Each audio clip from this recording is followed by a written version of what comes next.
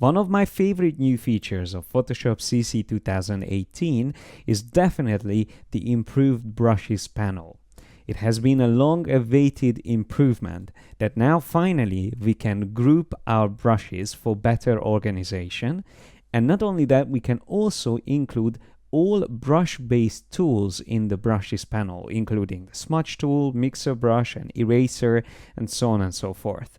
So let's have a look at the brushes panel, and notice that I have already groups here, and this group called Kyle T. Webster is actually something you can get from Adobe, since they hired this amazing illustrator and artist who creates probably the best traditional media brushes for Photoshop, including oil painting, watercolor, dry media brushes, and ink. So they are the best at emulating these. And for example, the brush I have here is a watercolor brush.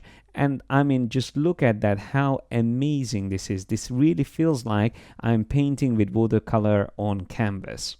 So how you get these brushes? You just go to the brushes panel menu and then choose get more brushes.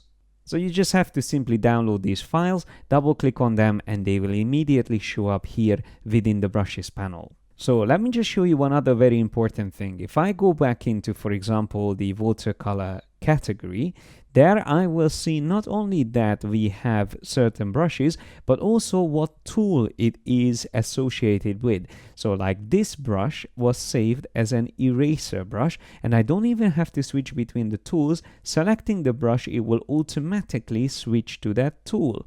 So these other ones are all brushes. But then we have another one here which also includes the color. So it even changes the color of my brush when I select it. And this is called alcohol. So it's like eating away from the watercolor. And then if we go even further down, we will find loads of brushes here again, ones with saved with color.